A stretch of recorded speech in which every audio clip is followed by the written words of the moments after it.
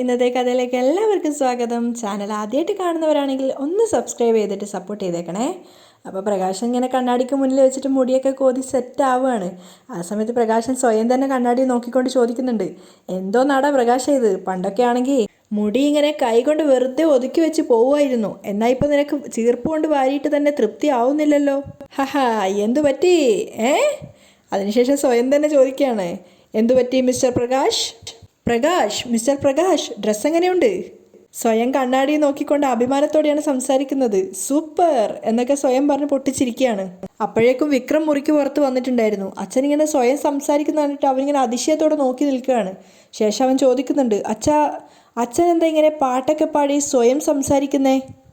എടാ മോനെ, ഞാനെന്ന പ്രകാശൻ എന്നോട് തന്നെ സംസാരിക്കുകയായിരുന്നു.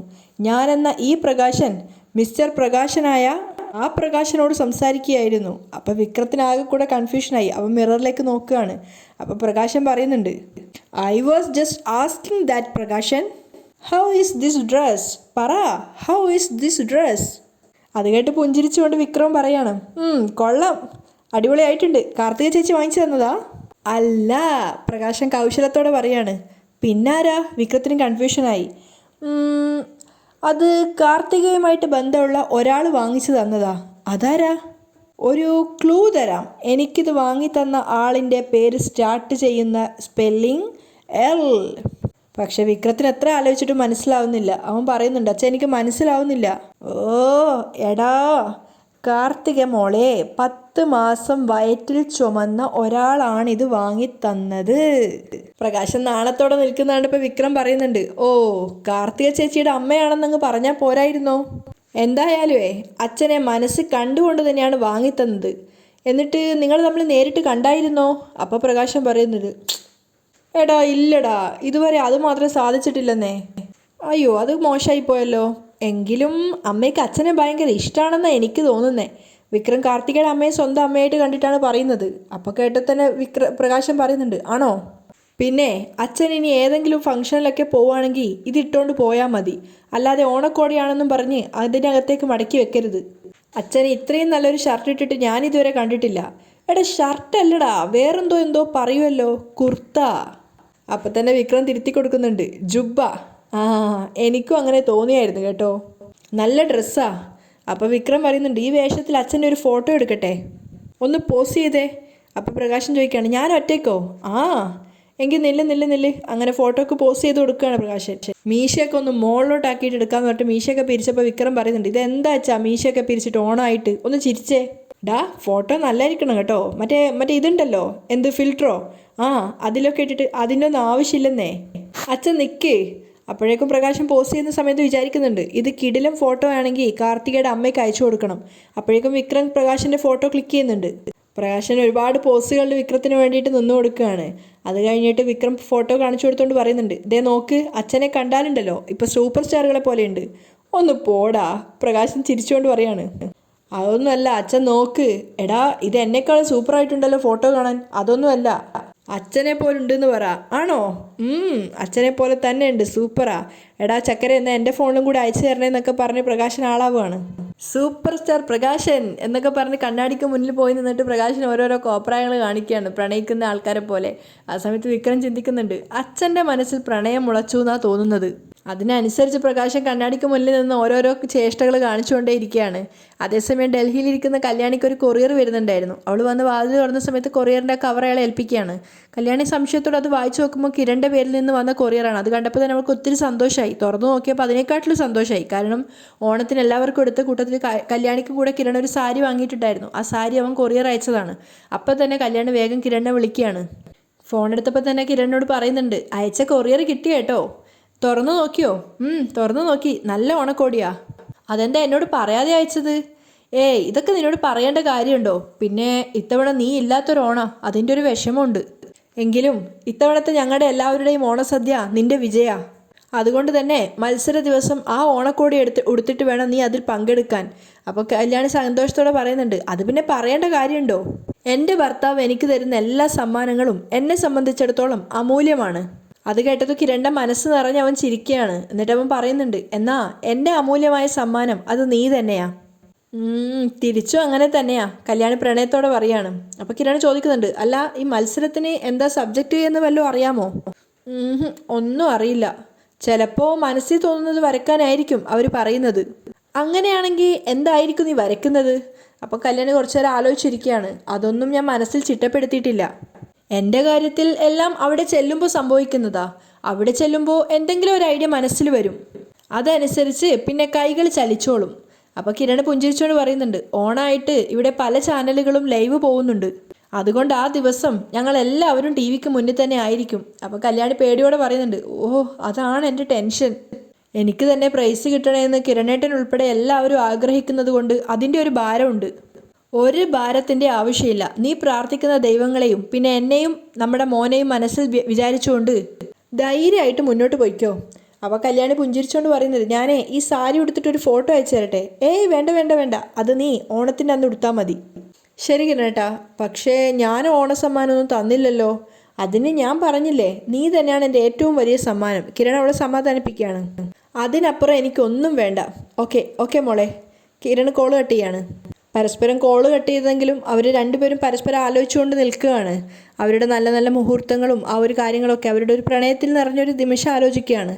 അതേസമയം രൂപ ദൈവത്തിന് മുന്നിൽ നിന്ന് പ്രാർത്ഥിക്കുകയാണ്, നാളത്തെ പ്രോഗ്രാമിൽ കല്യാണിക്ക് തന്നെ ഫസ്റ്റ് സമ്മാനം കിട്ടണേന്ന്. അവൾ ഒരു പതർച്ചയും കൂടാതെ എല്ലാത്തിനെയും നേരിടണേ. രൂപ കൃഷ്ണ ഭഗവാന്റെ കാൽക്കീഴിൽ തൊട്ട് തൊഴുകയാണ്.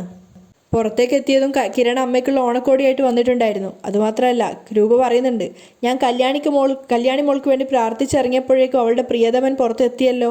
അപ്പോൾ കിരൺ പുഞ്ചിരിച്ചുകൊണ്ട് പറയാണ്, ആ പ്രിയതമൻ വന്നിരിക്കുന്നതേ എല്ലാവർക്കുള്ള ഓണക്കോടിയായിട്ടാ, ദാ എന്ന് പറഞ്ഞുകൊണ്ട് കയ്യിലിരിക്കുന്ന കവർ അമ്മയ്ക്ക് നേരെ നീട്ടുകയാണ്.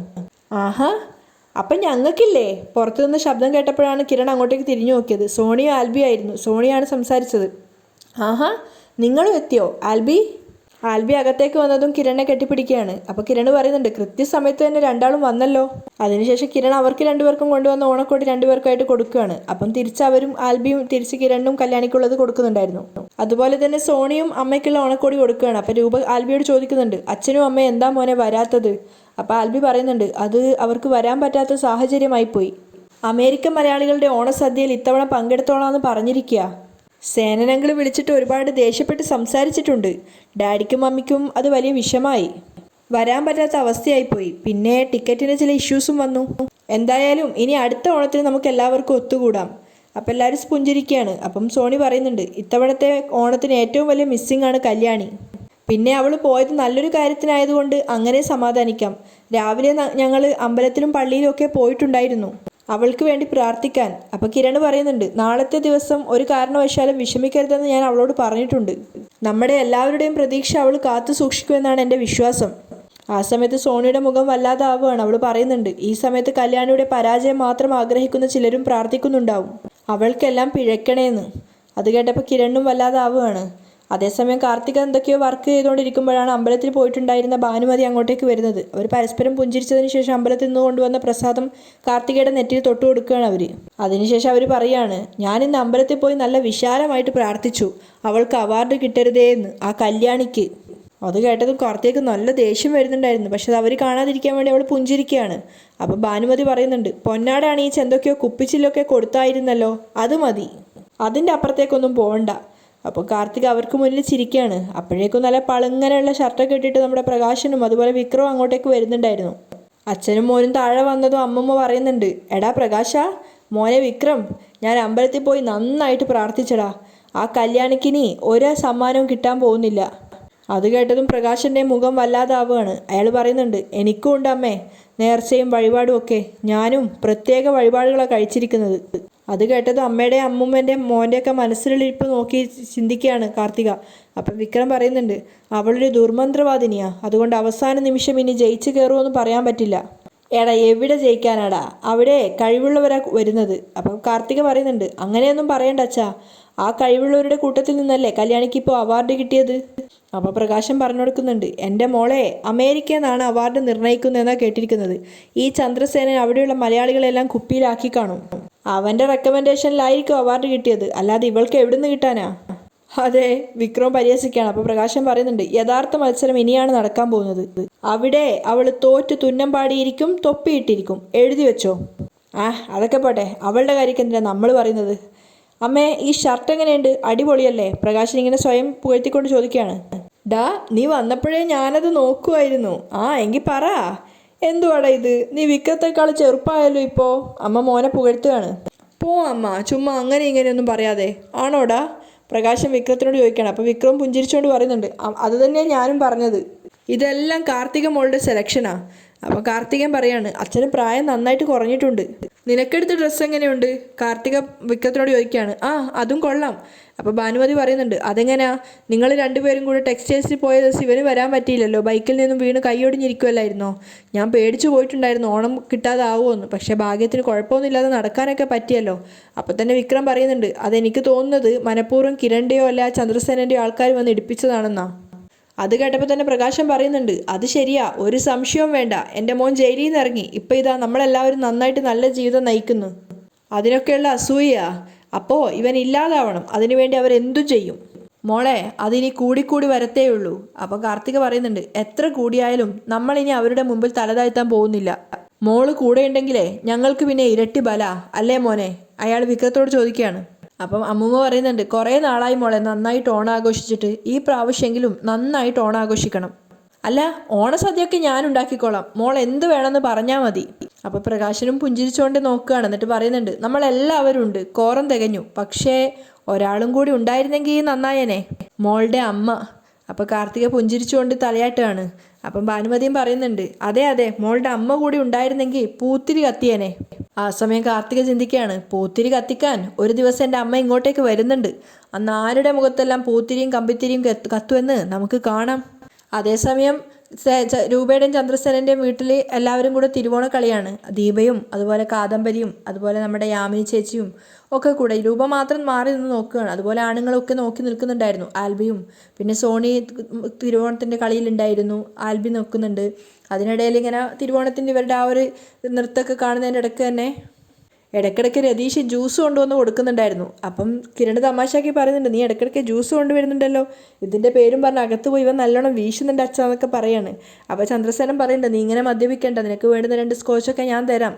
പിന്നെ ഭാര്യയ്ക്ക് പ്രസവം അടുത്ത് വരുന്നുണ്ട് എന്നുള്ളതൊക്കെ ഓർമ്മ വേണം, അതൊക്കെ ശ്രദ്ധിക്കണം എന്നൊക്കെ പറയുമ്പോൾ രതീഷ് പറയുന്നുണ്ട്, എനിക്കിപ്പോൾ ജീവിതത്തിൽ ഒരു അടുക്കും ചിട്ടയൊക്കെ ഉണ്ട്, അതുകൊണ്ട് ഞാൻ അങ്ങനെ ഉഴപ്പിയൊന്നും നടക്കില്ല എന്നൊക്കെ അവനും പറയുകയാണ്.